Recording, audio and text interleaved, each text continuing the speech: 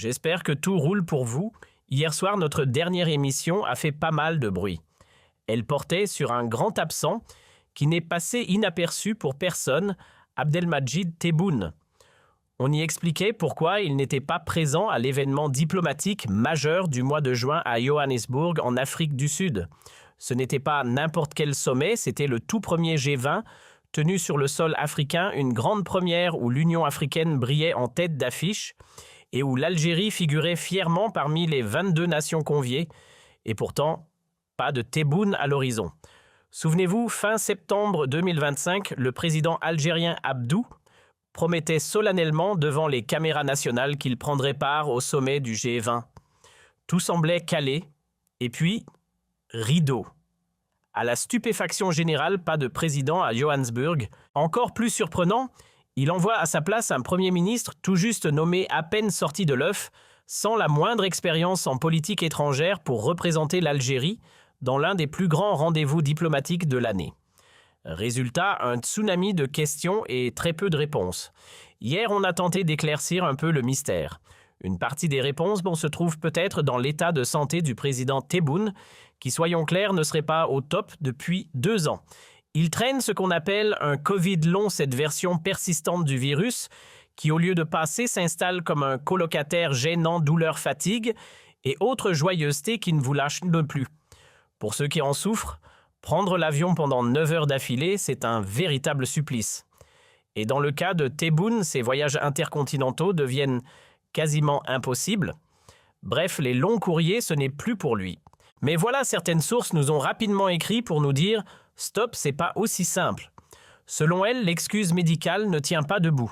Le président a, rappelons-le, un jet privé ultra confortable, limite un hôpital volant avec tout un staff médical aux petits soins. Et puis n'oublions pas qu'en 2023, il a bien pris l'avion pour aller à New York assister à l'Assemblée générale de l'ONU. Donc les longs trajets, c'est visiblement pas un obstacle insurmontable. Alors quelle autre explication ?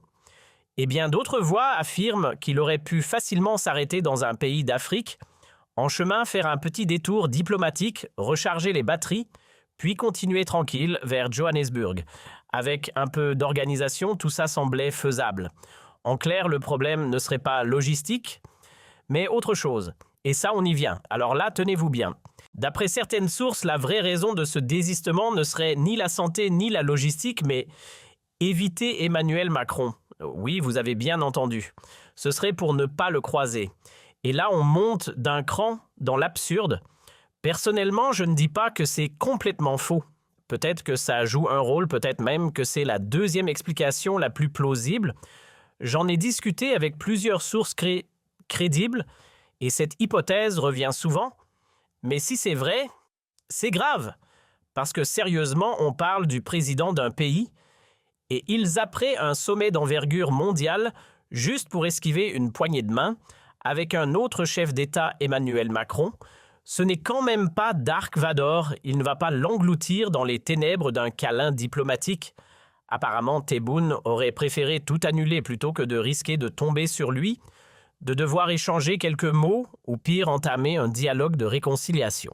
Franchement, c'est surréaliste. Non, Tebboune n'a pas peur de Macron. Enfin, sauf si en fait si. Et là, ce serait encore plus gênant. Parce qu'on parle d'un président de la République, pas d'un citoyen lambda planqué derrière son rideau. Et Macron, malgré tout ce qu'on peut lui reprocher, ce n'est ni un spectre, ni une créature de cauchemar. Ce n'est pas lui qui va surgir sous le lit de Tebboune pour lui murmurer « réconciliation » à l'oreille. Mais visiblement serrer la main à Macron, lui adresser un sourire ou pire encore devoir lui parler en aparté, c'est trop en demander. C'est là que je décroche. Franchement, si la réconciliation avec Paris est hors de question, alors pourquoi avoir relâché Paul Sang ? Et cette histoire de procès en appel pour Christophe Glaise, programmé pile le 3 décembre, c'est pour faire joli. On joue à quoi en fait ? À envoyer des signaux contradictoires comme s'il s'agissait d'un message codé. Si on refuse d'enterrer la hache de guerre, pourquoi laisser croire le contraire ? Il va bien falloir qu'ils se parlent, ces deux-là. Ce n'est plus une option, c'est une nécessité diplomatique. Parce qu'on ne peut pas éternellement faire semblant que tout va bien, alors qu'on est coincé dans une impasse glaciale depuis bientôt 2 ans.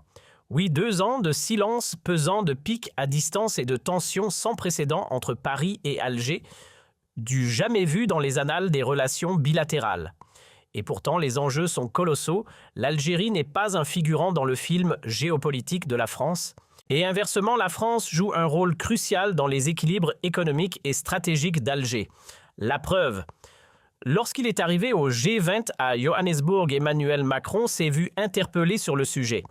Et la rencontre avec Tebboune, lui a-t-on demandé une entrevue annoncée en fanfare dans les médias des deux pays et mystérieusement annulée à la dernière minute, sans explication claire. Macron lui a tenté de calmer le jeu avec une sortie plutôt douce à l'égard d'Alger. Il a déclaré, je cite en substance, qu'il souhaite construire une relation tournée vers l'avenir plus sereine, mais qu'il y a pas mal de casseroles à régler. Sécurité, immigration, économie. Il l'a reconnu lui-même, les choses sont loin d'être au beau fixe. Quant à la rencontre avortée avec Tebboune, il a botté en touche. Elle aura lieu quand elle sera mûrement préparée et pourra déboucher sur du concret. En clair, pas de photos pour les caméras tant qu'on n'a pas quelque chose à montrer. Mais on sentait la déception percer dans ses mots. Il ne s'attendait clairement pas à ce que Tebboune sèche le sommet. Car soyons honnêtes, même si la France n'est pas le centre de l'univers, le G20, lui, c'est une scène majeure. L'Algérie avait tout à gagner à y être, discuter avec les dirigeants des puissances économiques mondiales, défendre ses intérêts, se positionner. Tebboune aurait pu simplement faire l'effort de serrer une main sans pour autant engager un tête-à-tête. Personne ne lui demandait une déclaration d'amour non plus. Bref, si rapprochement il doit y avoir, il faudra bien une mise en scène calibrée à un Tebboune-Macron, soigneusement orchestré avec tapis rouge et poignées de main millimétrées. Et d'ailleurs, Macron l'a rappelé, ces dernières années, on a réussi à avancer grâce à une méthode basée sur le respect mutuel et un minimum d'exigence. Jusque-là, rien à redire. Mais là où il tape dans le mille, c'est quand il dénonce ce jeu politicien des deux côtés de la Méditerranée en France. Certains transforment l'Algérie en outil électoral. En Algérie, d'autres font de la France leur punching ball préféré pour flatter l'opinion publique. Et franchement, sur ce coup-là, Macron marque un point. Tant qu'on continuera à instrumentaliser la relation franco-algérienne pour faire du buzz politique local, on n'avancera jamais. Il serait peut-être temps que chacun sorte la tête de ses urnes. À un moment, il va bien falloir que les dirigeants des deux rives de la Méditerranée grandissent un peu. Il est temps qu'ils arrêtent de jouer à qui clignera des yeux le premier. La France et l'Algérie sont deux nations souveraines, avec chacune ses blessures, ses intérêts, ses contradictions, mais surtout un destin géopolitique qui s'entrecroisent depuis trop longtemps pour continuer à faire semblant de s'ignorer. Ce qu'il faut maintenant, c'est un vrai dialogue franc mature basé sur des compromis réalistes, pas des postures de fierté mal placées. Et sincèrement, je ne comprends toujours pas pourquoi le pouvoir algérien s'accroche à ce bras de fer inutile. Qu'est-ce qu'on y a gagné? Rien de solide. Parce que soyons clairs, la France pour l'Algérie, ce n'est pas un pays comme les autres. C'est l'un des partenaires économiques les plus stratégiques. Et surtout, c'est le pays où réside la plus vaste diaspora algérienne au monde. On parle de 5 millions de personnes ayant un lien direct ou indirect avec l'Algérie. Et rien qu'en France, on compte au moins 3 millions d'Algériens ou de Franco-Algériens, des binationaux, des immigrés, des enfants ou petits-enfants de l'exil. Bref, une vraie extension vivante de l'Algérie. Alors oui, quand on additionne les sans-papiers, les descendants de Harkis, les Pieds noirs et tous ceux qui gravitent autour de l'histoire algérienne, on dépasse largement les 3 millions. Et ce chiffre, il ne sort pas de nulle part. Parce que être algérien, ce n'est pas juste un passeport. C'est un lien parfois affectif, parfois culturel, parfois familial, mais toujours réel. En vérité, la diaspora algérienne en France, c'est une constellation humaine de plus de 5 millions d'âmes. Un peuple en exil partiel, mais jamais déconnecté de ses racines. Quand on regarde les chiffres, ça saute aux yeux. L'Algérie et la France, c'est une autoroute aérienne permanente. Plus de 5,5 millions de passagers par an entre les deux pays, des dizaines de vols quotidiens. Mais ce lien ne se résume pas à des billets d'avion. Il y a un tissu dense mêlé de mémoires partagées, d'héritage colonial, d'échanges culturels, de coopération sécuritaire et aussi de dossiers bien plus sombres, criminalité transnationale, immigration irrégulière, tensions économiques. Sans oublier la forte implantation d'entreprises françaises sur le sol algérien. Bref, c'est une relation complexe, profonde et impossible à effacer. Alors quand certains feignent de croire que la France n'est qu'un acteur secondaire pour l'Algérie, c'est soit de la naïveté, soit du cynisme. La vérité, Paris est un partenaire clé, tout comme Alger l'est pour la France. Et cette stratégie de confrontation permanente, cette guerre froide à peine déguisée, elle a un prix lourd. À force de jouer au bras de fer, on casse plus qu'on ne construit. Il est grand temps que le régime algérien fasse un vrai bilan honnête et public. Parce qu'un an et demi de crise diplomatique, ça mérite des explications et des comptes à rendre. Jamais l'image de l'Algérie n'a été aussi malmenée en France. Elle n'a pas été piétinée, démolie, quasiment offerte, en sacrifice, sur l'autel des tensions diplomatiques. On a servi sur un plateau d'or des arguments rêvés à l'extrême droite et aux nostalgiques d'une époque coloniale révolue. Ils n'attendaient que ça, cette crise leur a donné le prétexte parfait pour cracher leur venin, pour appeler à couper les ponts avec Alger, pour saboter tout ce qui pouvait ressembler de près ou de loin à un lien positif avec l'Algérie, et qui a pris le choc de plein fouet la communauté algérienne de France. Elle n'a pas eu le luxe de l'indifférence. Elle a tout encaissé, dossier de séjour, mise en pause, demande de visa en stand-by, naturalisation ralentie à la vitesse d'un escargot blessé. Les procédures ont été gelées, étouffées. Résultat, une diaspora prise en otage dans une querelle politique qu'elle n'a jamais choisie. Et elle en a payé le prix chaque jour en silence. Il faut appeler un chat un chat. Certaines régions en Algérie ne tournent que grâce à l'argent envoyé depuis la France. Mais ce genre de vérité, bizarrement, on préfère ne pas trop en parler en haut lieu. Allez faire un tour en Kabylie, par exemple, vous verrez des villages entiers dont la survie repose uniquement sur les virements réguliers des membres de la diaspora kabyle installés dans l'Hexagone. Ce sont eux les véritables piliers économiques de leur terre natale. Chaque année, ce sont des milliards qui s'envolent depuis la France vers l'Algérie. Rien que les retraités algériens résidant en France envoient à eux seuls près de 1 milliard d'euros par an. Et si l'on ajoute les autres transferts familiaux, on grimpe à au moins 2,5 milliards d'euros annuels. Une manne gigantesque invisible dans les discours officiels, mais absolument vitale dans la réalité. Une économie parallèle, pourtant bien réelle. Et non, il n'y a pas que la Kabylie qui reçoit l'aide de ses enfants de France. Les mandats partent dans toutes les directions vers Oran, Sétif, Bou, Saada, Gigel, le sud-ouest. Chaque recoin d'Algérie est connecté à un foyer, à une famille, à un bout de diaspora installé quelque part en France. Il faut le dire, la communauté algérienne de l'Hexagone, c'est un patchwork venu des 4 coins du pays. Et dans toutes les grandes villes françaises, il y a toujours une rue, un immeuble ou un commerce avec un accent venu d'Alger, de Tizi Ouzou, de Constantine ou d'ailleurs. L'Algérie est partout. Ils vivent en France, ils bossent en France, ils payent leurs impôts en France. Mais une bonne partie de ce qu'ils gagnent, direction l'Algérie. Les Algériens installés dans l'Hexagone envoisonnent chaque mois des virements pour faire tourner les foyers restés au pays. Et le plus fou, c'est qu'ils ne profitent même pas vraiment de la vie française.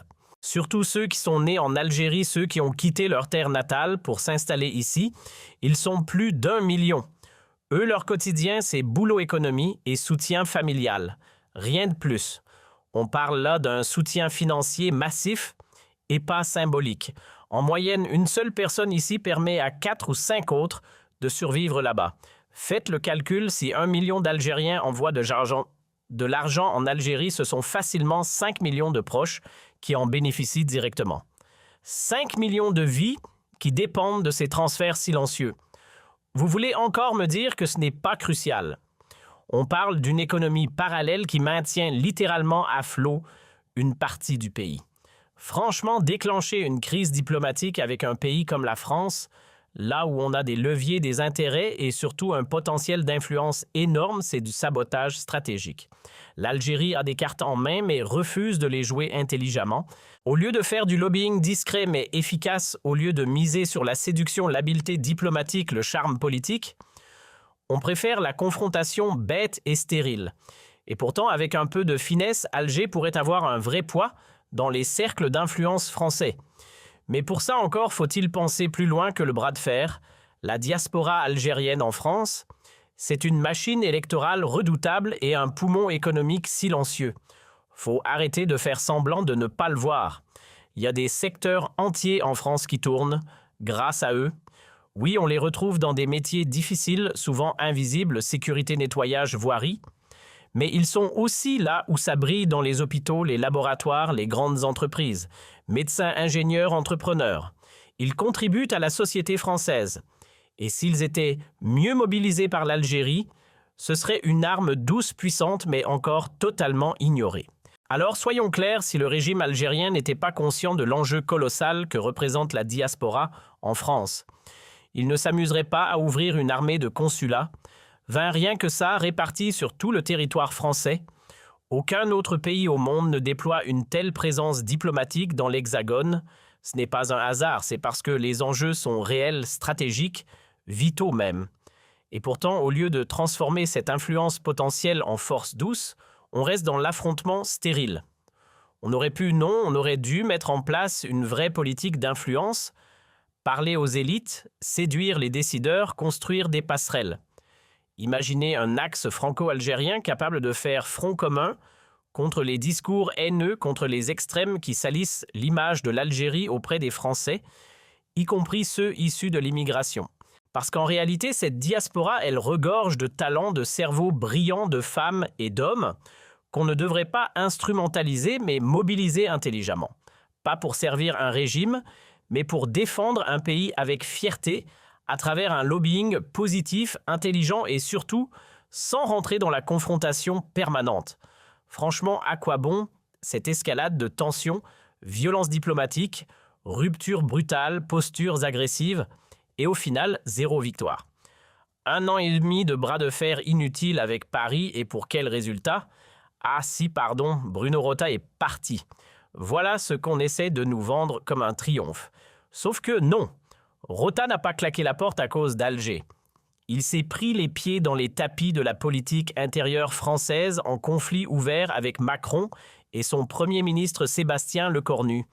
Rien à voir avec une prétendue victoire algérienne. Faut arrêter de raconter des contes. Et puis soyons sérieux. L'Algérie, ce n'est pas un bloc de règlement de comptes personnels. C'est une grande nation avec une histoire, une dignité, une place à défendre dans le monde. On ne va quand même pas s'abaisser à une vendetta diplomatique contre un fonctionnaire français qui de toute façon finira par disparaître des radars. Bruno Rota passera l'Algérie, elle restera éternelle. Sérieusement, c'est quoi le projet? Que plus personne n'ouvre la bouche, que Dancourt se taise, que Dion disparaisse des plateaux télé, que tous les opposants algériens soient expulsés, Manu Militari de France, et que l'affaire MDZ soit soigneusement effacée des mémoires, comme si elle n'avait jamais existé. Si c'est ça l'objectif du régime algérien, on nage en plein délire. Ce monde-là n'existe pas, même pas dans les scénarios de fiction politique. Ce que certains à Alger semblent oublier, c'est qu'en France, le président ne tient pas tous les leviers. Macron ne peut pas claquer des doigts pour faire taire les juges ou annuler une enquête. On peut critiquer la démocratie française, oui, elle est loin d'être parfaite, parfois même bancale, mais c'est une démocratie quand même. Avec des contre-pouvoirs, des institutions autonomes, une justice qui ne prend pas ses ordres à l'Élysée. Et ça, Tebboune le sait. Mais visiblement, il préfère faire semblant de l'ignorer. Non, Emmanuel Macron ne peut pas décrocher son téléphone et dire au parquet antiterroriste « Stoppez-moi cette enquête sur MDZ ». Ce n'est pas un chef d'orchestre qui fait jouer la justice à sa guise. Il ne peut pas non plus appeler l'OFPRA pour exiger qu'on retire le statut de réfugié aux opposants algériens. Il n'a pas la main sur les juges et encore moins le droit de dire « Enfermez-moi ces dissidents ». Et il n'a aucun pouvoir pour dissoudre un parti comme le Rassemblement national juste parce qu'il est anti-algérien. Ça ne marche pas comme ça. On n'est pas dans une série Netflix, on est en République. En France, on ne fait pas de justice par téléphone. Ici, les procureurs ne reçoivent pas leurs instructions dans un appel à minuit. La France n'est pas l'Algérie. Et inversement. Les deux pays ont des logiques, des habitudes, des codes politiques très différents. Il serait temps que certains à Alger arrêtent comme de croire que Paris fonctionne comme El Mouradia. Ce n'est pas une opinion, c'est un fait. Et on ne devrait même pas avoir besoin de le rappeler. Refuser de se rendre à Johannesburg simplement pour esquiver une poignée de main Avec Macron, c'est plus qu'un caprice, c'est une gifle donnée à l'Algérie elle-même. Une gifle à ses intérêts, à son image, à sa stature internationale. On ne décline pas une invitation au G20, l'un des rendez-vous géopolitiques les plus stratégiques de la planète, juste parce qu'un président français sera dans la salle. Ce n'est pas Napoléon, ni Alexandre le Grand, ni César qui t'attend là-bas. C'est juste Macron. Faut arrêter d'avoir des sueurs froides pour si peu. Il y a un moment où il faut savoir faire la part des choses. Tu diriges un pays, pas une tribu. L'Algérie n'est pas ton salon privé ni ta cuisine familiale. Et non, la nation n'est pas interchangeable avec ton entourage. Mélanger ses humeurs personnelles avec la conduite d'un État, c'est le meilleur moyen de faire du tort à 45 millions de personnes. Quand on porte l'écharpe présidentielle, on laisse l'affect de côté. Sinon, on confond l'intérêt national avec ses émotions du moment. Et ça, c'est dangereux. L'Algérie n'est pas un jouet d'humeur. Elle a des attentes claires, des urgences concrètes, des caps stratégiques. Elle ne peut pas avancer si on la gouverne au gré des caprices ou des petits ressentiments personnels. L'avenir d'une nation ne peut pas dépendre d'un « je veux pas lui parler » ou d'un « je suis pas d'humeur à faire la paix ». Il est temps de traiter les enjeux franco-algériens avec maturité et non comme une crise d'adolescence diplomatique. Ce théâtre qui se joue depuis 1 an et demi, c'est plus de la politique, c'est de la cour de récré.